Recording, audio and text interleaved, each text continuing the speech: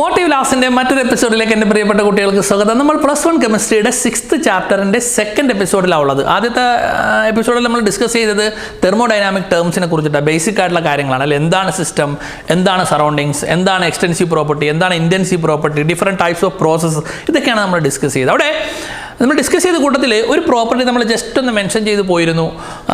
Extensive property പറഞ്ഞ സമയത്താണ് നമ്മൾ പറഞ്ഞത് ഇൻറ്റേർണൽ എനർജി എന്നൊരു ടേം നമ്മൾ ഉപയോഗിച്ചിരുന്നു. Internal energy capital letter U ആണ് നമ്മളത് ഡിനോട്ട് ചെയ്യാനായിട്ട് ഉപയോഗിക്കുന്നത് എന്ന് ജസ്റ്റ് പറഞ്ഞ് നമ്മൾ അവിടെ നിന്ന് സ്കിപ്പ് ചെയ്ത് പോയി. നമ്മൾ ഈ എപ്പിസോഡിൽ നിന്ന് ഡിസ്കസ് ചെയ്യാനായിട്ട് പോകുന്നത് ഈ ഇൻറ്റേർണൽ എനർജിയെക്കുറിച്ച് ഡീറ്റെയിൽ ആയിട്ടാണ്. എന്താണ് ഇൻറ്റേർണൽ എനർജി, അല്ലെങ്കിൽ ഇൻറ്റേർണൽ എനർജി ഒരു സ്റ്റേറ്റ് ഫംഗ്ഷൻ ആണ് എന്ന് പറയുന്നത് എന്തുകൊണ്ടാണ്? സ്റ്റേറ്റ് ഫംഗ്ഷൻ എന്താണെന്ന് കഴിഞ്ഞ എപ്പിസോഡിൽ പറഞ്ഞാൽ പിന്നെ സ്റ്റേറ്റ് ഫംഗ്ഷൻ ആണ് എന്ന് കൺസിഡർ ചെയ്യാനുള്ള കാരണം എന്തൊക്കെയാണ് എന്നുള്ളതാണ് നമ്മൾ ഇന്ന് ഇവിടെ ഡിസ്കസ് ചെയ്യാനായിട്ട് പോകുന്നത്. എന്താണ് ഇൻറ്റേർണൽ എനർജി? ഇൻറ്റേർണൽ എനർജിയെ നമ്മൾ ഇൻട്രിൻസിക് എനർജി എന്ന് പറയാറുണ്ട്. ക്യാപിറ്റൽ ലെറ്റർ യു ഉപയോഗിച്ചിട്ടാണ്, യു ആണ് ഇൻറ്റേർണൽ എനർജിയെ നമ്മൾ റെപ്രസെൻ്റ് ചെയ്യുന്നത്. എന്താ ഇപ്പോൾ ഇൻറ്റേർണൽ എനർജി? സിമ്പിളാണ്, ആ വാക്കിൽ തന്നെ ഉണ്ട് ഇൻറ്റേർണൽ എനർജി. എന്നിലുള്ള എനർജി, ഒരു വസ്തുവിലുള്ള, ഒരു ബോഡിയിലുള്ള എനർജി അല്ലെങ്കിൽ ഒരു സിസ്റ്റത്തിലുള്ള എനർജി, ആ എനർജിയെ വിളിക്കുന്നത് ഇൻറ്റേർണൽ എനർജി. അത് പല എനർജി ഉണ്ടാകാം. ഇപ്പോൾ മെക്കാനിക്കൽ എനർജി ആകാം, കെമിക്കൽ എനർജി ആകാം, തെർമൽ എനർജി ആകാം. ഇതിൻ്റെ ഒക്കെ കൂടി ചേർന്നിട്ട് ഒരു വസ്തുവിന്, ഇപ്പോൾ ഉദാഹരണത്തിന് എൻ്റെ ഇൻറ്റേർണൽ എനർജി എന്ന് പറഞ്ഞാൽ എനിക്ക് എന്തുമാത്രം എനർജി ഉണ്ടോ, എൻ്റെ അകത്ത് എന്തുമാത്രം എനർജി ഉണ്ടോ, ശക്തി ഉണ്ടോ, അതിനെ സിമ്പിളായിട്ട് അങ്ങനെ പറയാം. ആ എനർജിയാണ് നമ്മൾ എന്ത് വിളിക്കുന്നത്? ഇൻറ്റേർണൽ എനർജി എന്ന് വിളിക്കുന്നത്. അപ്പോൾ നമുക്ക് എങ്ങനെ ഡിനോട്ട് ചെയ്യാനായിട്ട് കഴിയും? എല്ലാ വസ്തുവിനും എന്തുണ്ടാവും? ഒരു ഇൻറ്റേർണൽ എനർജി ഉണ്ട്. നമ്മളിപ്പോൾ സിസ്റ്റമാണ്, തെർമോഡൈനാമിക്സിൻ്റെ കേസിൽ നമ്മൾ സിസ്റ്റമാണ് കൺസിഡർ ചെയ്യുന്നത്. അപ്പോൾ നമുക്ക് ഇൻറ്റേർണൽ എനർജിയെ ക്യാപിറ്റൽ ലെറ്റർ യു എന്ന ലെറ്റർ ഉപയോഗിച്ചിട്ട് ഡിനോട്ട് ചെയ്യുന്നത്, അതിന് ഇൻട്രിൻസിക് എനർജി എന്ന് പറയാറുണ്ട്. It is the energy possessed by a body. ഒരു ബോഡി ഉൾക്കൊള്ളുന്ന എനർജിയാണ് നമ്മൾ എന്ത് വിളിക്കുന്നത്? ഇൻറ്റേർണൽ എനർജി എന്ന് വിളിക്കുന്നത്. അത് ഈ പറഞ്ഞ പോലെ മെക്കാനിക്കൽ എനർജി ആകാം, തെർമൽ എനർജി ആകാം, കൈനറ്റിക് എനർജി ആകാം, കെമിക്കൽ എനർജി ആകാം. ഇതെല്ലാം കൂടി ചേർന്നെടുക്കുമ്പോൾ എന്തുമാത്രം ഉണ്ടോ അതിനെയാണ് നമ്മൾ കൈനറ്റിക് എനർജി തന്നെ പലതരത്തിലുണ്ടല്ലോ. Translational kinetic energy, rotational kinetic energy, vibrational energy, അല്ലെങ്കിൽ ന്യൂക്ലിയർ എനർജി, അല്ലെങ്കിൽ ഇലക്ട്രോണിക് എനർജി, ഇങ്ങനെ പലതരത്തിൽ എന്തൊക്കെയാണ് ഒരു സിസ്റ്റത്തിൽ എനർജി ഉള്ളത് അതെല്ലാം കൂടി സം ചെയ്യുമ്പോൾ കിട്ടുന്നതിനാണ് നമ്മൾ എന്ത് വിളിക്കുന്നത്? ഇൻറ്റേർണൽ എനർജി എന്ന് വിളിക്കുന്നത്. It is the sum of different types of molecular energies like translational kinetic energy, rotational kinetic energy, vibrational kinetic energy, electronic energy, nuclear energy, etc. etc. etc. എന്ത് എനർജി ഉണ്ടോ അതൊക്കെ അതിനകത്ത് എഴുതാം. ഇപ്പോൾ കൈനറ്റിക് എനർജി എന്ന് പറഞ്ഞാൽ മൂവ്മെൻറ്റ് വഴി കിട്ടുന്നതാണ്. ഇതൊക്കെ കൈനറ്റിക് എനർജിയുടെ വിവിധ ഫോംസാണ്. മൂവ്മെൻറ്റ് വഴി, ട്രാൻസ്ലേഷൻ എന്ന് പറഞ്ഞാൽ സ്ട്രെയിറ്റ് ലൈനിലാണ് മൂവ് ചെയ്യുമ്പോൾ കിട്ടുന്ന എനർജി ആണെങ്കിൽ ട്രാൻസ്ലേഷണൽ, അതല്ല റൊട്ടേഷണൽ ആണെങ്കിൽ കിട്ടുന്നതിന് റൊട്ടേഷണൽ കൈനറ്റിക് എനർജി, അതല്ല ഒന്ന് വൈബ്രേറ്റ് ചെയ്യുമ്പോൾ കിട്ടുന്നതിന് വൈബ്രേഷണൽ കൈനറ്റിക് എനർജി. അങ്ങനെ എന്തൊക്കെ ഒരു സിസ്റ്റത്തിൽ എനർജി ഉണ്ടോ, ഒരു ബോഡിയിലുണ്ടോ, അത് സമ്മപ്പ് ചെയ്യുമ്പോൾ നമുക്ക് കിട്ടുന്ന ടോട്ടൽ എനർജിയാണ് അതിൻ്റെ ഇൻറ്റേർണൽ എനർജി എന്ന് പറഞ്ഞു കഴിഞ്ഞാൽ. ഇൻറ്റേർണൽ എനർജി ശ്രദ്ധിക്കേണ്ട 2 പോയിന്റ്. ഈ ഇൻറ്റേർണൽ എനർജി, ഒരു ബോഡിയുടെ ഇൻറ്റേർണൽ എനർജി എന്ന് പറഞ്ഞു കഴിഞ്ഞാൽ അതെന്താണ്? അത് ഒരു എക്സ്റ്റെൻസീവ് പ്രോപ്പർട്ടിയാണ്. എന്താ എക്സ്റ്റെൻസീവ് പ്രോപ്പർട്ടി? അത് കഴിഞ്ഞ എപ്പിസോഡിൽ പറഞ്ഞാണ്. എക്സ്റ്റെൻസീവ് പ്രോപ്പർട്ടി എന്ന് പറഞ്ഞു കഴിഞ്ഞാൽ എമൗണ്ടിനെ ഡിപ്പെൻഡ് ചെയ്യുന്നതിനെയാണ് നമ്മൾ വിളിക്കുന്നത് എക്സ്റ്റെൻസീവ് പ്രോപ്പർട്ടി എന്ന് വിളിക്കുന്നത്. ഇപ്പോൾ ഉദാഹരണത്തിന് ഒരു ചെറിയ കുട്ടി, അവനൊരു ഇൻറ്റേർണൽ എനർജി ഉണ്ടാവും. ഒരു വലിയ ആൾ, അയാൾക്കും ഒരു ഇൻറ്റേർണൽ എനർജി ഉണ്ടാവും അല്ലേ?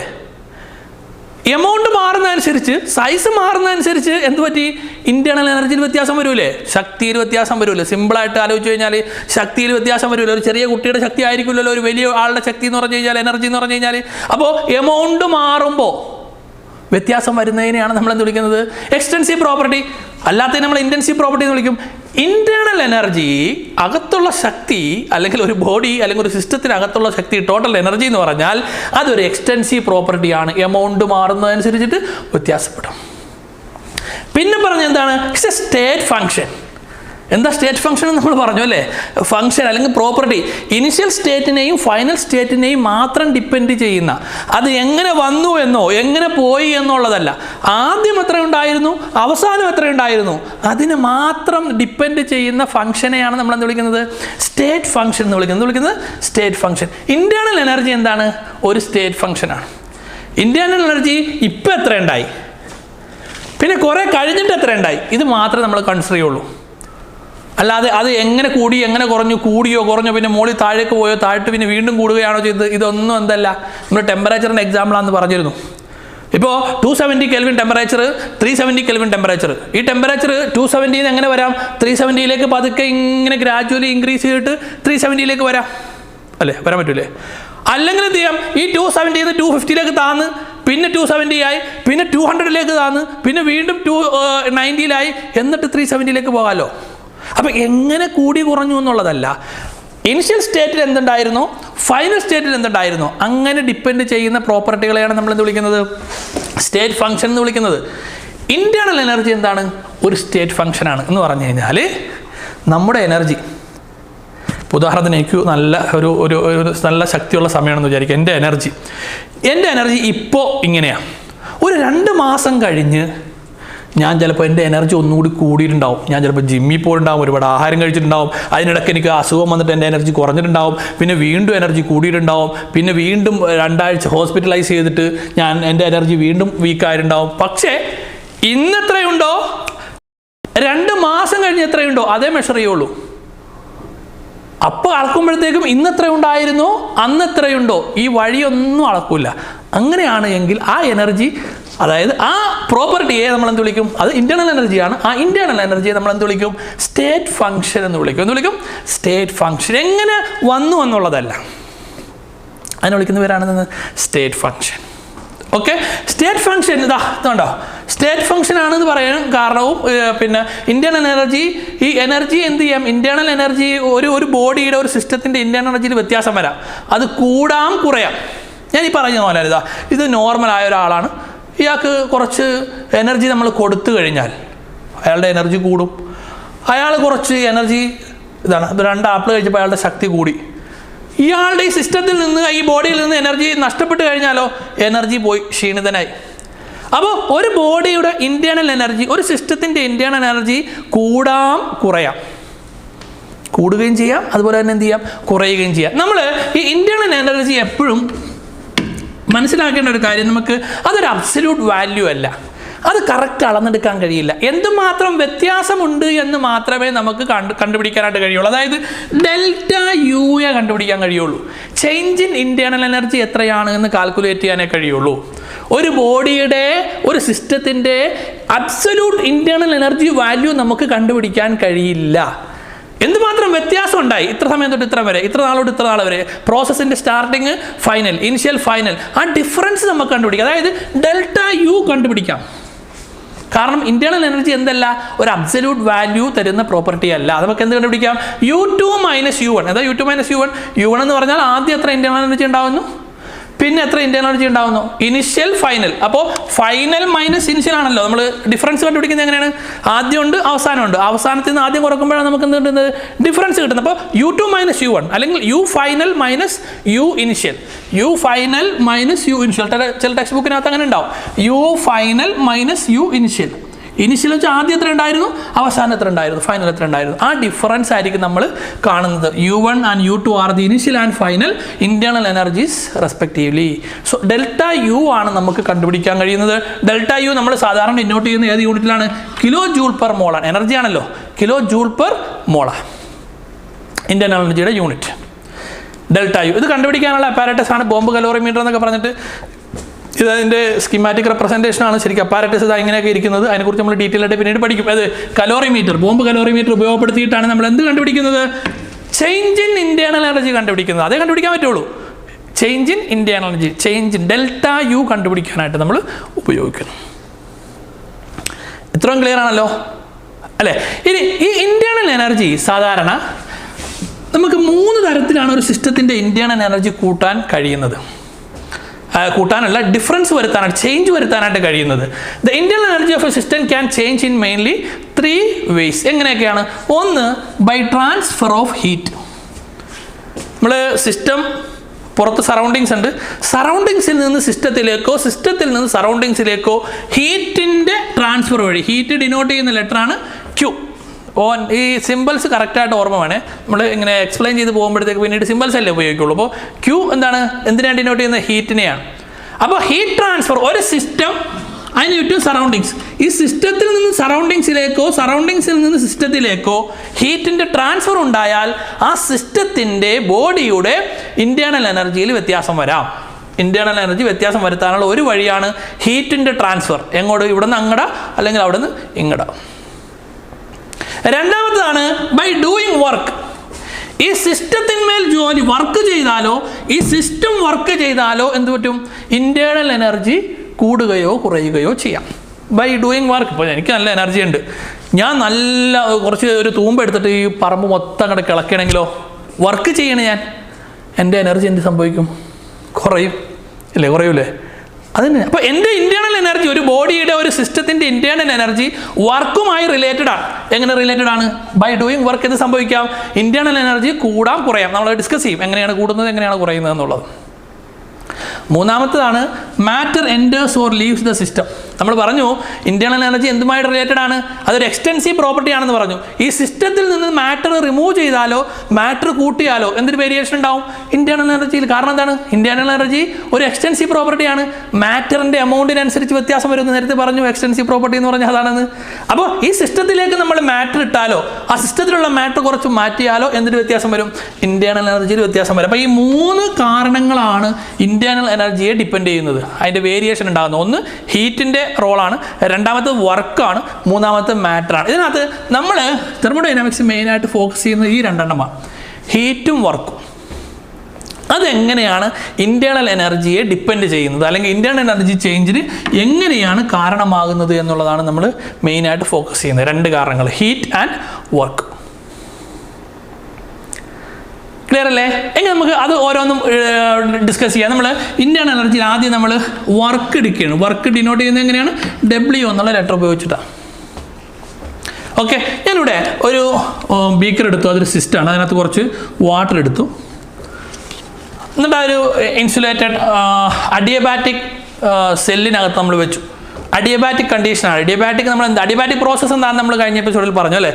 ഹീറ്റിൽ ചേഞ്ച് ഉണ്ടാവില്ല, അങ്ങനെയല്ല പറഞ്ഞു അല്ലേ? ഹീറ്റിൽ ചേഞ്ച് ഉണ്ടാവില്ല. അതായത് ഡെൽറ്റ ക്യൂ എന്ന് പറഞ്ഞാൽ എന്തായിരിക്കും? ചേഞ്ച് ഇൻ ഹീറ്റ് എന്തായിരിക്കും? 0 ആയിരിക്കും. ഡെൽറ്റ ക്യൂ എന്ന് പറഞ്ഞാൽ ചേഞ്ച് ഇൻ ഹീറ്റാണ്. ഞാൻ അവിടെ പ്രത്യേകം പറഞ്ഞിരുന്നു ഡെൽറ്റ ടി എന്തായിരിക്കും? അവിടെ ചേഞ്ച് ഉണ്ടാവും. ഡെൽറ്റ ടി 0 ആയിരിക്കില്ല, ചേഞ്ച് ഇൻ ടെമ്പറേച്ചർ ഉണ്ടാകും, 0 ആയിരിക്കില്ല. പക്ഷെ ചേഞ്ച് ഇൻ ഹീറ്റ് 0 ആയിരിക്കും. അതായത് ഹീറ്റ് ഇവിടെ നിന്ന് അങ്ങോട്ടോ അവിടെ നിന്ന് ഹീറ്റ് ഇങ്ങോട്ടോ പോകുന്നില്ല എന്നർത്ഥം. അതിൻ്റെ ആ കണ്ടീഷൻ വിളിക്കുന്ന പേരാണ് നമ്മളിന്ന് അഡിയബാറ്റിക് കണ്ടീഷൻ എന്ന് വിളിക്കുക അല്ലേ? Adiabatic condition. അപ്പോൾ നമ്മൾ ഇന്നിപ്പോൾ ഇപ്പോൾ നമ്മൾ ഡിസ്കസ് ചെയ്യാൻ പോകുന്നത് എന്തിനെക്കുറിച്ച് മാത്രമാണ്? വർക്കിനെ കുറിച്ച് മാത്രമാണ്. ഇന്റേണൽ എനർജി ഡിപ്പെൻഡ് ചെയ്യുന്ന 2 കാരണങ്ങളുണ്ടെന്ന് പറഞ്ഞു. ഒന്ന് ക്യൂ ഉണ്ട് എന്ന് പറഞ്ഞു അല്ലേ? ഹീറ്റ് ഉണ്ട്, പിന്നെ വർക്ക് ഉണ്ട് എന്ന് പറഞ്ഞു, പിന്നെ മാറ്റർ ഡിസ്കസ് ചെയ്യുന്നില്ല എന്ന് പറഞ്ഞു. നമ്മൾ ആദ്യം ഡിസ്കസ് ചെയ്യാൻ പോകുന്നത് വർക്കിനെ കുറിച്ചാണ്. വർക്കിനെ കുറിച്ച് ഡിസ്കസ് ചെയ്യുമ്പോൾ ക്യൂ എന്താണ്? ക്യൂ 0 ആണ്. അവിടെ ഹീറ്റിനെ നമ്മൾ കൺസിഡർ ചെയ്യുന്നില്ല, കാരണം ഹീറ്റ് അങ്ങോട്ട് വരുന്നില്ല, ഹീറ്റ് ഇങ്ങോട്ട് പോകുന്നില്ല. അങ്ങനെയുള്ള കണ്ടീഷൻ നമ്മൾ വിളിക്കുന്ന പേര് എന്താണ്? അഡിയബാറ്റിക് കണ്ടീഷനാണ്. അപ്പോൾ നമ്മൾ വർക്കിനെ കുറിച്ച് ഡിസ്കസ് ചെയ്യുന്നത് ഏത് കണ്ടീഷനിലാണ്? അഡിയബാറ്റിക് കണ്ടീഷനിലാണ്. അഡിയബാറ്റിക് കണ്ടീഷനിൽ ഞാൻ ഇതുപോലൊരു സിസ്റ്റം ഞാൻ എടുത്ത്, ആ സിസ്റ്റം തന്നെ ഞാൻ വേറൊരു രീതിയിൽ വരച്ചിരിക്കുകയാണ്. ഒരു സിസ്റ്റം, അതിനകത്ത് വെള്ളമുണ്ട്, അത് ക്ലോസ്ഡ് ആണ്. ഇവിടെ മൊത്തം എന്താണ്? അഡിയബാറ്റിക് കണ്ടീഷനാണ്. ഹീറ്റ് എനർജി അങ്ങോട്ടും ഇങ്ങോട്ടും പോയില്ല, അത് നിങ്ങൾ ഇമാജിൻ ചെയ്യണം, പോയില്ല. ഒരു പെഡൽ ഉപയോഗിച്ചിട്ട്, ഒരു മെക്കാനിക്കൽ അപ്പാരറ്റസ് ഉപയോഗിച്ചിട്ട്, പാഡിൽസ് ഒക്കെ ഉള്ള ഒരു ചെറിയ വീൽ ഉപയോഗിച്ചിട്ട്, നമ്മളെ ഈ തൈരൊക്കെ കടയുന്ന സാധനമില്ലേ, അത് ഉപയോഗിച്ചിട്ട് ഞാനിവിടെ വർക്ക് ചെയ്യുകയാണ്. ആ സിസ്റ്റത്തിന്മേൽ എന്ത് ചെയ്യണം? ഞാൻ വർക്ക് ചെയ്യുകയാണെന്ന് വിചാരിക്കുക. ഞാൻ ഇങ്ങനെ തിരിക്കുമ്പോൾ സ്വാഭാവികമായിട്ടും എന്ത് സംഭവിക്കും? ഇതിൻ്റെ ആദ്യത്തെ സ്റ്റേറ്റിന് ആദ്യം ഇന്റേണൽ എനർജി U ആണ്, ആദ്യം ടെമ്പറേച്ചർ TA ആണെന്ന് എടുക്കുക. ഓക്കെ, A എന്ന് ഉദ്ദേശിക്കുന്നത് ഇനിഷ്യലാണ്. UA ആദ്യം ഇന്റേണൽ എനർജി UA ആണ്, ആ സമയത്തുള്ള ടെമ്പറേച്ചർ T ആണെന്ന് എടുക്കുക. എന്നിട്ട് ഞാനിതിങ്ങനെ തിരിച്ചു തുടങ്ങി.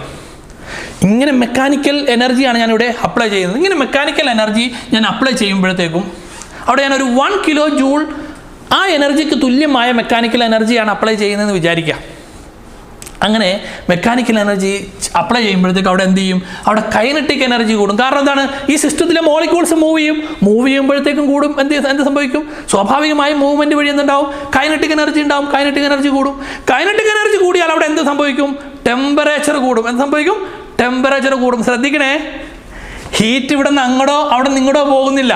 ഞാൻ പറയുന്നത് എന്തിനെ കുറിച്ചിട്ടാണ്?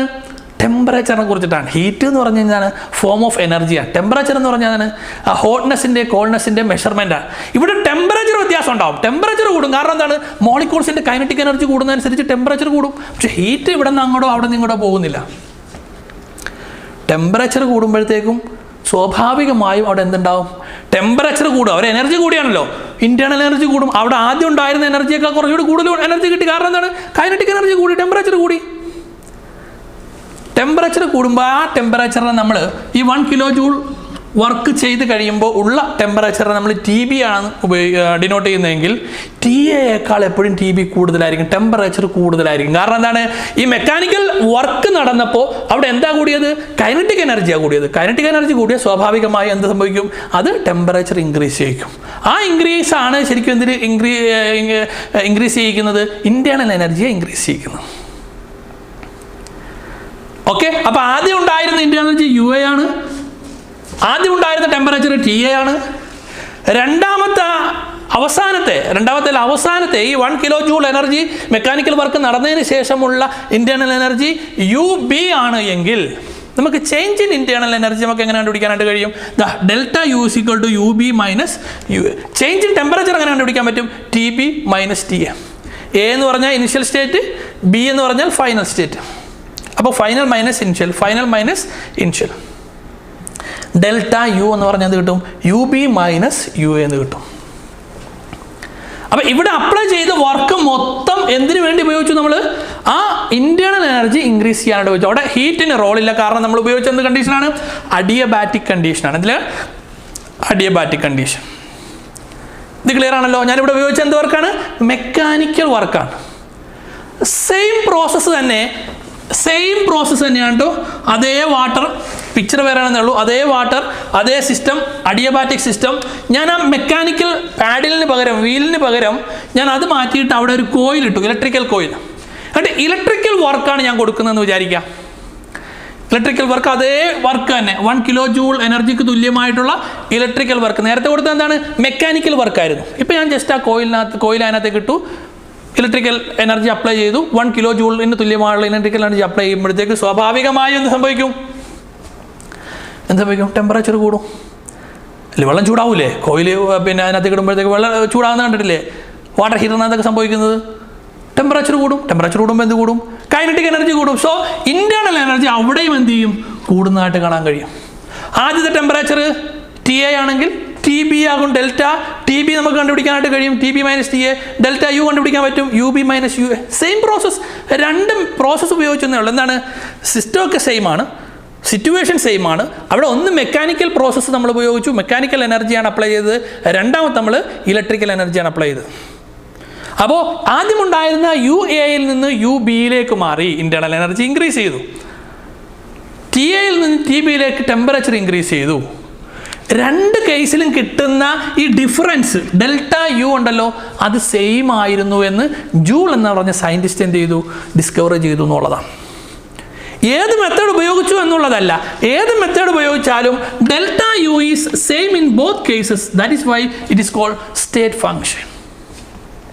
അപ്പോൾ ഇന്റേണൽ എനർജിയെ ഒരു സ്റ്റേറ്റ് ഫംഗ്ഷൻ എന്ന് പറയാൻ കാരണം ആ ചേഞ്ച് ഇൻ ഇന്റേണൽ എനർജി നമ്മൾ കാൽക്കുലേറ്റ് ചെയ്യുമ്പോൾ 1 കിലോ ജൂൾ എനർജി അപ്ലൈ ചെയ്യുന്നത് എങ്ങനെ ആയിക്കോട്ടെ, അത് മെക്കാനിക്കൽ എനർജി ആണോ ഇലക്ട്രിക്കൽ എനർജി ആണോ ഏത് മെത്തേഡിലാണെങ്കിലും അവിടെ ഉണ്ടായ ചേഞ്ച് ഇൻ ഇന്റേണൽ എനർജി, ഞാൻ പറഞ്ഞു U എന്ന വാല്യൂ നമുക്ക് കണ്ടുപിടിക്കാൻ കഴിയില്ല, നമുക്ക് ഡെൽറ്റ U കണ്ടുപിടിക്കാൻ കഴിയുള്ളൂ, ചേഞ്ച് ഇൻ ഇന്റേണൽ എനർജി കണ്ടുപിടിക്കാൻ കഴിയുള്ളൂ. അങ്ങനെ കിട്ടുന്ന change in internal energy same ആയിരുന്നു. ഏത് കേസിൽ? രണ്ട് കേസിലും. അതുകൊണ്ടാണ് ഇന്റേണൽ എനർജിയെ നമ്മൾ എന്തെന്ന് വിളിക്കുന്നത്? സ്റ്റേറ്റ് ഫംഗ്ഷൻ എന്ന് വിളിക്കുന്നത്. Internal energy as A state function. Prove that എന്ന് പറഞ്ഞാൽ ഇത്രയും ഡീറ്റെയിൽഡ് ആയിട്ട് എഴുതും. സിമ്പിളാണല്ലേ? അവിടെ എഴുതി പിടിപ്പിച്ചാൽ മതി. ഞാൻ പറഞ്ഞു ഇന്റേണൽ എനർജി ഡിപ്പെൻഡ് ചെയ്യുന്ന രണ്ട് ഫാക്ടേഴ്സ് ഉണ്ടെന്നാണ് പറഞ്ഞു. ഒന്ന് ഹീറ്റും, രണ്ടാമത്തെ വർക്കും. അതിൽ വർക്കാണ് നമ്മളിവിടെ ഡിസ്കസ് ചെയ്തത്. രണ്ട് തരത്തിൽ വർക്ക് നടത്തി നമ്മൾ. ഒന്ന് ഇലക്ട്രിക്കൽ വർക്ക് നടത്തി, രണ്ടാമത് മെക്കാനിക്കൽ വർക്ക് നടത്തി. നമ്മൾ നടത്തിയ കണ്ടീഷൻ എന്തായിരുന്നു? അത് അഡിയബാറ്റിക് കണ്ടീഷൻ ആയിരുന്നു. എന്തായിരുന്നു? അഡിയബാറ്റിക് കണ്ടീഷൻ ആയിരുന്നു. അതുകൊണ്ട് തന്നെ നമുക്ക് ഈ വർക്കിനെ നമുക്ക് ഇങ്ങനെ എഴുതിക്കൂടെ? Work adiabatic work is equal to delta U is equal to UB minus UA. ഈ delta U is equal to ഇവിടെ കിട്ടിയല്ലോ, delta U is equal to UB minus UA. അത് നമ്മൾ ഇങ്ങനെ എഴുതുന്നു, delta U is equal to UB minus UA എന്ന് പറഞ്ഞാൽ എന്താണ്? അതാണ് അഡിയബാറ്റിക് വർക്ക്. അപ്പോൾ WAD എന്ന് പറഞ്ഞാൽ തന്നെ മനസ്സിൽ വരണം ഈ വർക്ക് നടന്നിരിക്കുന്നത് adiabatic കണ്ടീഷനിലാണ്.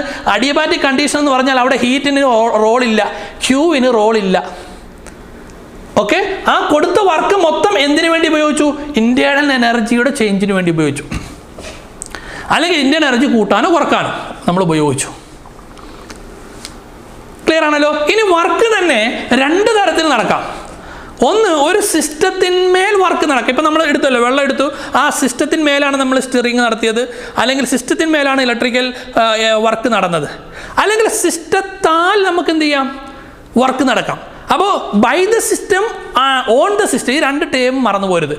Work done on the system ആണ് എങ്കിൽ എപ്പോഴും ഈ W എന്ന് പറഞ്ഞു കഴിഞ്ഞാൽ എന്തായിരിക്കും? പോസിറ്റീവ് ആയിരിക്കും. എന്ന് വെച്ച് കഴിഞ്ഞാൽ ഇന്റേണൽ എനർജി എപ്പോഴും കൂടും. അതല്ല, work done by the system, സിസ്റ്റത്താലാണ് വർക്ക് ചെയ്യുന്നതെങ്കിൽ ഒരു എനർജി ഉണ്ടായിരുന്നു, ഈ സിസ്റ്റം വർക്ക് ചെയ്തപ്പോൾ ആ എനർജി ഉപയോഗിച്ചിട്ടായിരിക്കുമല്ലോ വർക്ക് ചെയ്യുന്നത്, സ്വാഭാവികമായും അവിടെ ഇന്റേണൽ എനർജി കുറയുമല്ലോ. അപ്പോൾ ആദ്യം ഉണ്ടായിരുന്നതിനേക്കാൾ അവസാനമുള്ളത് കുറവായിരിക്കും. മീൻസ് UB കുറവും UA കൂടുതലുമായിരിക്കും അല്ലേ? ആദ്യം ഉണ്ടായിരുന്നത് അവസാനം ഉണ്ടായിരുന്നത് കുറവായിരിക്കും. ഇത് കുറയുക എന്ന് പറഞ്ഞു കഴിഞ്ഞാൽ കിട്ടുന്ന വാല്യൂ എന്തായിരിക്കും? നെഗറ്റീവ് ആയിരിക്കും. അതുകൊണ്ട് തന്നെ W എന്തായിരിക്കും? നെഗറ്റീവ് ആയിരിക്കും. ആദ്യം എനിക്കിവിടെ 10 kJ എനർജി ഉണ്ടായിരുന്നു, സോറി UA ഇതല്ലേ, 10 kJ എനർജി ഉണ്ടായിരുന്നു, എനർജി കുറഞ്ഞു. കാരണം ഞാൻ കുറച്ച് വർക്ക് ചെയ്തപ്പോൾ എൻ്റെ ശരീരത്തിൽ നിന്ന് എനർജി പോയി, അത് 6 ആയി എന്ന് വിചാരിക്കുക. 6 ആകുമ്പോഴാണ് UB. രണ്ടാമത്തെ case, last case, final case 6 - 10 എന്ന് പറഞ്ഞാൽ എന്ത് കിട്ടും? -4 ആയിരിക്കും. മീൻസ് നെഗറ്റീവ് ആയിരിക്കും. അപ്പോൾ work done on the system, ഇത് വളരെ ഇമ്പോർട്ടൻ്റ് ആണ്. Work done on the system എപ്പോഴും എന്തായിരിക്കും? പോസിറ്റീവ് വാല്യൂവും. Work done by the system negative value ആയിരിക്കും. അത് IUPAC സിസ്റ്റം അനുസരിച്ചിട്ട് കെമിസ്ട്രിയിൽ അങ്ങനെയാണ് കൺവെൻഷനലി നമ്മൾ ഉപയോഗിച്ച് വരാറുള്ളത്.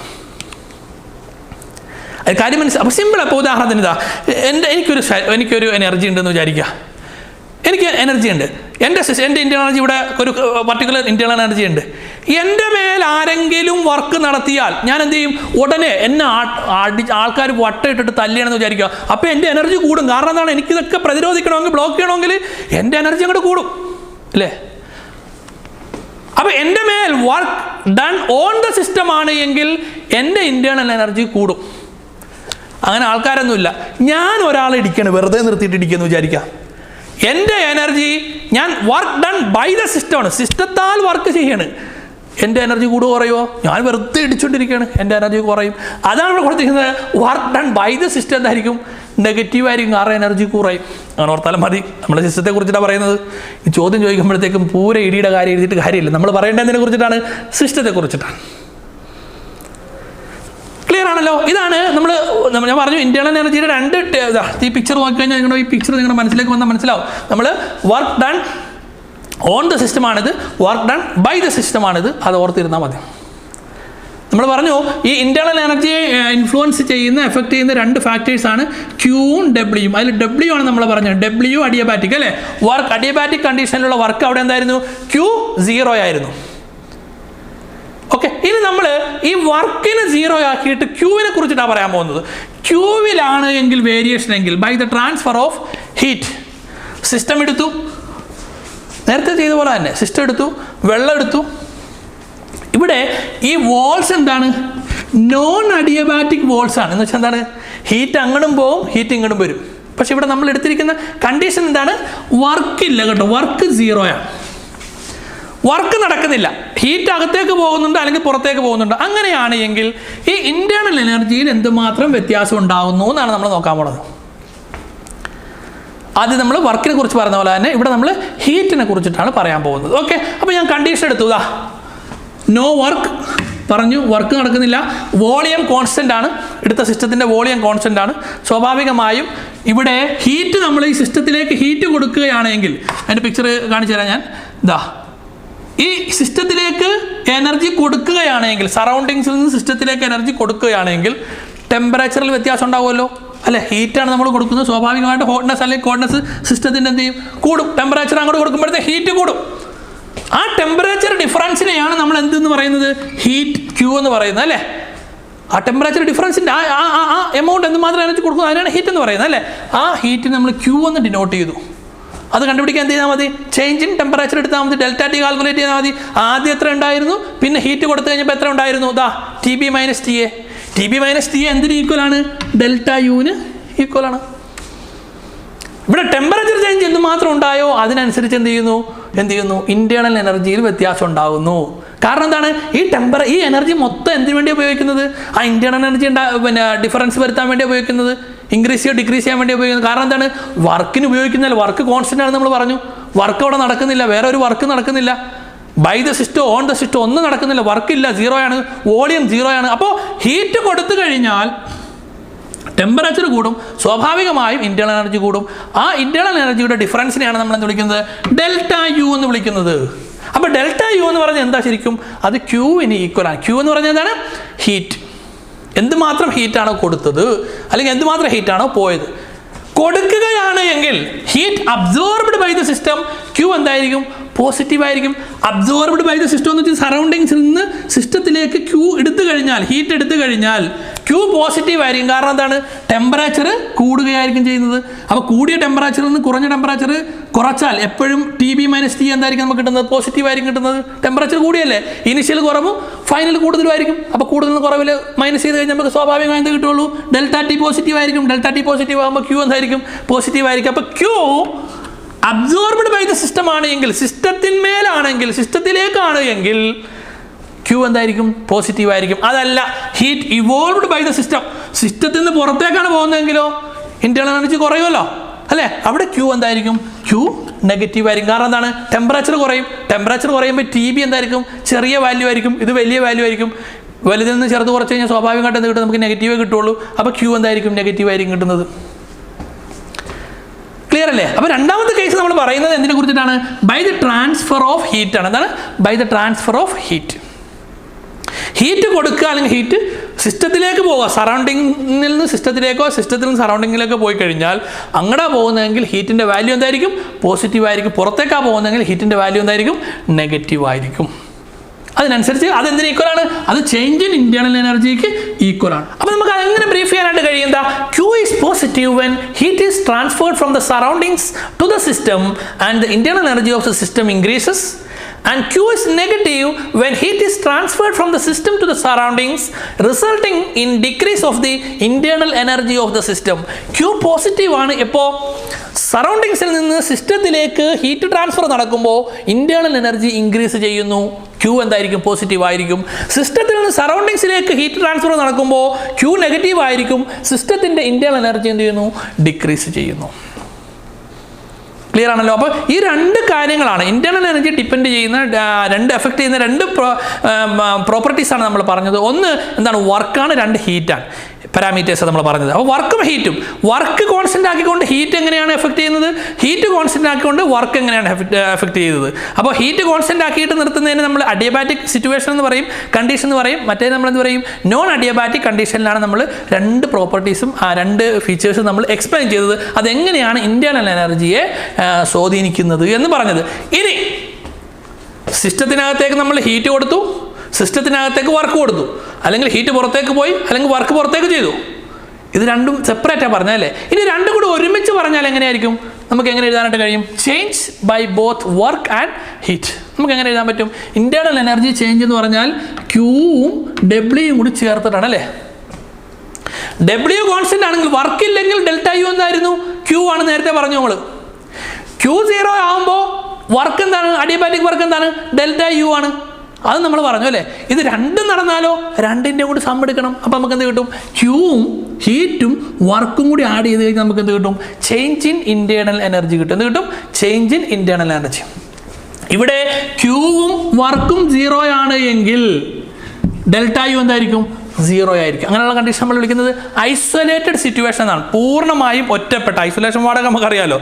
ഒറ്റപ്പെട്ട ഒന്നുമില്ല, ഹീറ്റ് നടക്കുന്നില്ല, വർക്ക് നടക്കുന്നില്ല. ഹീറ്റ് 0 ആണ്, വർക്ക് 0 ആണ്. പുറത്തേക്കകത്തേക്ക് ഒന്നും നടക്കാതെ വരുമ്പോഴത്തേക്കും ഇന്റേണൽ എനർജിക്ക് ഒന്നും സംഭവിക്കില്ല. ചേഞ്ച് ഇൻ ഇന്റേണൽ എനർജി 0 ആണ്. ആ സിസ്റ്റത്തിന് എന്തുമാത്രം എനർജി ഉണ്ടായിരുന്നോ അത് അതുപോലെ തന്നെ നിൽക്കുള്ളൂ. ഹീറ്റോ വർക്കോ ഒന്നും നടക്കുന്നില്ലെങ്കിൽ ഐസൊലേറ്റഡ് സിസ്റ്റത്തിന്, അതാണ് ഇവിടെ എഴുതിയിരിക്കുന്നത്, for an isolated system delta U is equal to 0. Why? Isolated സിസ്റ്റത്തിന്റെ കേസിൽ ക്യൂ എന്ന് പറഞ്ഞാൽ എന്താണ്? 0 ആണ്. ഡബ്ല്യു എന്ന് പറഞ്ഞാൽ എന്താണ്? 0 ആണ്. അതായത് വർക്ക് നടക്കുന്നില്ല ആ സിസ്റ്റത്താൽ. അതുപോലെ തന്നെ ഹീറ്റ് ട്രാൻസ്ഫർ നടക്കുന്നില്ല, അകത്തേക്കോ പുറത്തേക്കോ നടക്കുന്നില്ല.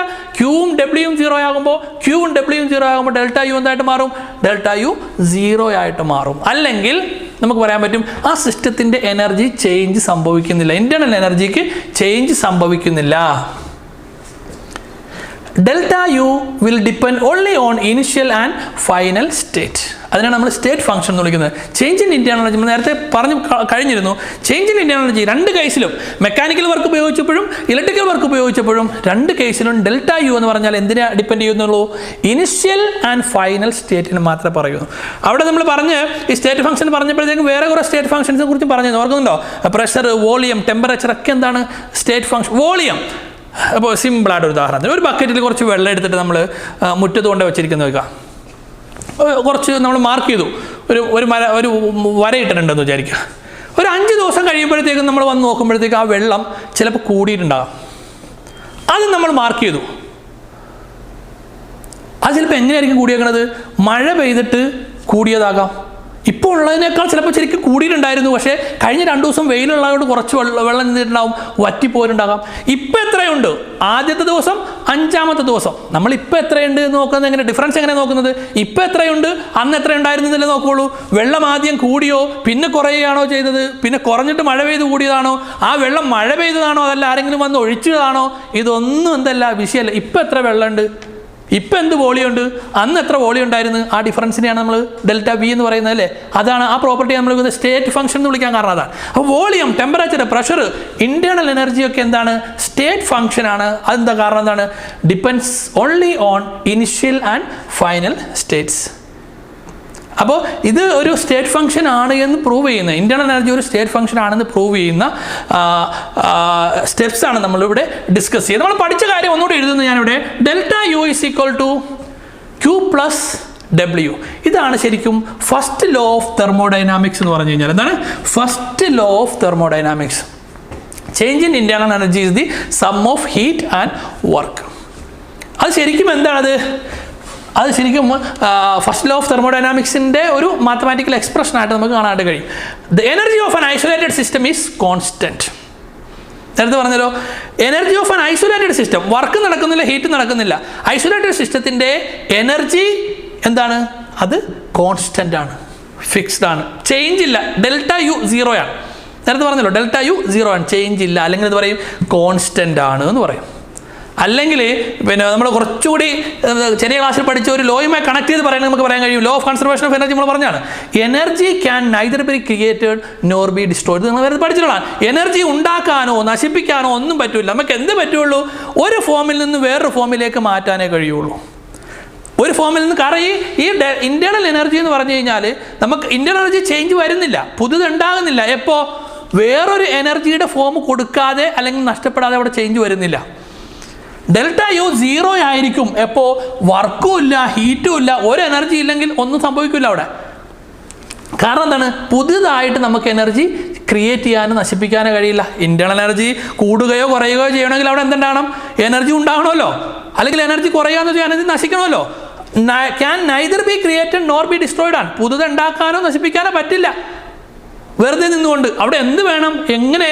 ഈ ക്യൂവും ഡബ്ല്യൂയും ഉണ്ട് എങ്കിൽ ഡെൽറ്റ ഇൻറ്റേർണൽ എനർജിയിൽ വ്യത്യാസം വരാം. അപ്പോൾ നമ്മൾ അന്ന് പഠിച്ച ആ ലോയുടെ ഒരു മാത്തമാറ്റിക്കൽ എക്സ്പ്രഷനായിട്ട് അല്ലെങ്കിൽ റിലേറ്റ് ചെയ്ത ഒരു മാത്തമാറ്റിക്കൽ എക്സ്പ്രഷനായിട്ട് നമുക്ക് ഇതിനെ ഫസ്റ്റ് ലോ ഓഫ് തെർമോഡൈനാമിക്സിൻ്റെ കോറിലേഷൻ അതാണ്.